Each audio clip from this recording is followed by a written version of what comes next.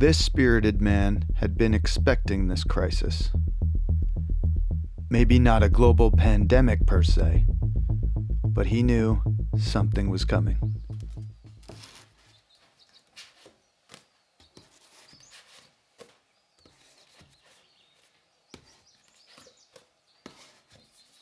For a decade, this spirited man had been reading books,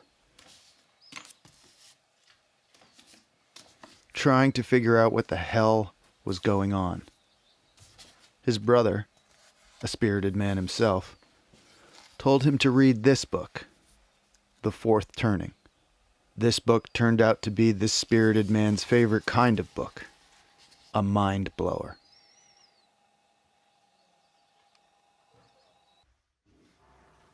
A book about how and when history repeats itself. And this is what the book said. History repeats itself in 80-year blocks called saeculum, but we'll just call them history blocks. Not exactly 80 years. This is history, not math, but roughly the span of a human lifetime, maybe 80 to 90 years. Within these 80-year history blocks, we have 4 turnings of around 20 years each. We usually call them generations. This book calls them turnings. Turnings are sort of like seasons, like spring, summer, fall, winter. Throughout our history, we've had these 80-year blocks, and the 80-year blocks have been remarkably similar to each other.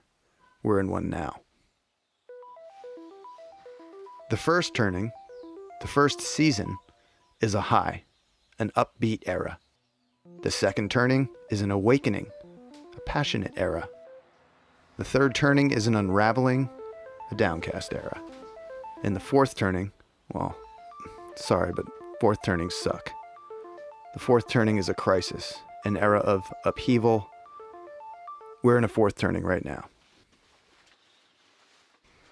So let's take a look at our saeculum, our history block, the history block that we're in the crisis of right now. Our high began after our World War II victory. By our, we mean America's.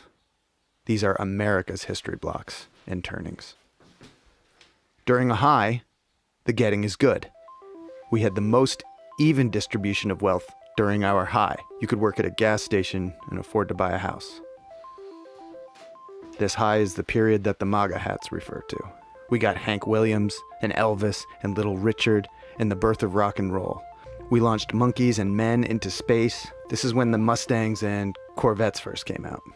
Our high ended with the assassination of John F. Kennedy on November 22nd, 1963. The high is not a high for everyone, of course. America still had a segregated South. Homosexuality was illegal and considered a mental disorder. The high is a period of conformity. The age of nonconformity and of social justice begins during the Awakening, our passionate era. During the Awakening, we had Martin Luther King and the Civil Rights Movement, acid, Vietnam protests and Vietnam itself, the women's liberation movement, Stonewall and the gay rights movement, great movies, great music. This is when the first Macintosh computer came out. The Awakening is a time of increasing individualism. This second turning, this awakening, ended with the re-election of Ronald Reagan in 1984. Things get messy during the third turning, during the unraveling. We got the fall of Soviet communism and the beginning of the Russian gangster state.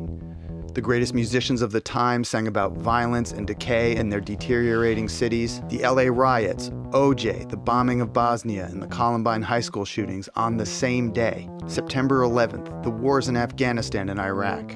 Our unraveling ended with the financial crisis of 2008. A fascinating fact about this book is that it was written during the last third turning, published in 1997. But the book predicts now, what's happening now in this fourth turning. And what's happening now is right on schedule.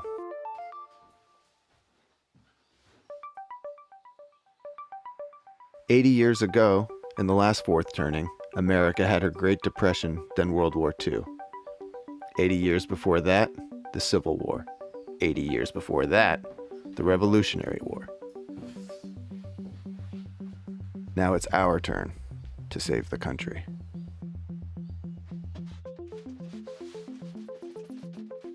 So where do you fit into all this? What's your role? It depends when you were born. Each generation, each cohort, tends to embody a specific archetype. An archetype that will move the society towards the next high. Each generation's archetype is the characteristic that will define the generation in its prime, in midlife. The boomer archetype is the prophet. Bill Gates and Steve Jobs are boomers and prophets. Both predicted that one day everyone, not just big corporations and governments, would own a computer. Gates even predicted a crisis like COVID-19 5 years beforehand. The writers of this book are boomers and prophets. Gen X is the nomad generation. The quintessential Gen Xer, Elon Musk, builds things that move us from one place to another. Rockets, electric cars, hyperloops, nomadic devices.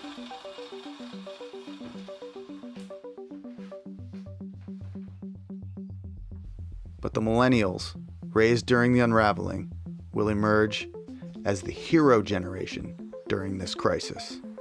These are the Parkland High students, the frontline hospital workers, and Malala Yousafzai.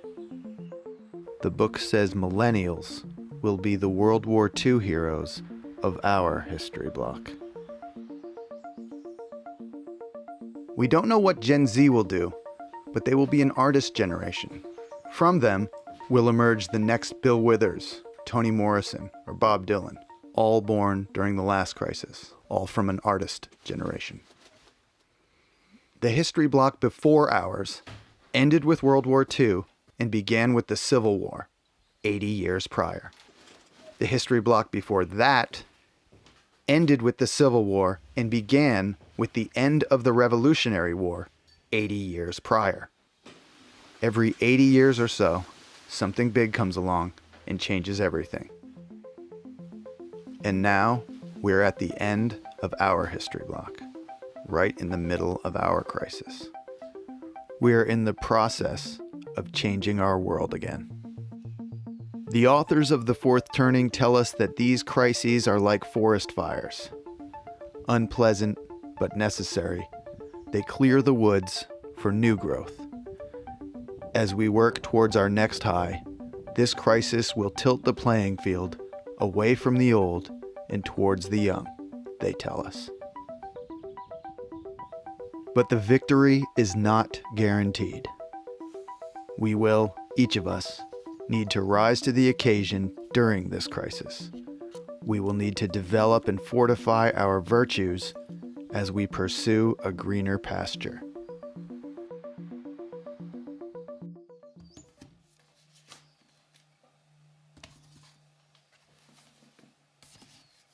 Our Western society was built to foster the potential of each individual within it. The aggregate effort of individuals keeps it going. The spirited man wonders, what is his role? What verse must he contribute to help extinguish the crisis?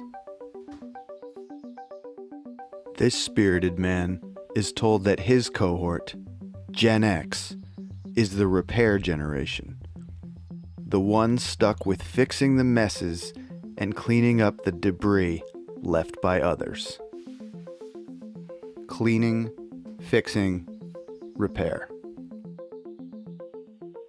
This particular spirited man, from the last pre-digital generation, the last of the analogs, just happens to have a particular knack for repair and for fixing. Perhaps his nomad generation is tasked with ferrying his society from one saculum, from one history block, to another. But where does he start?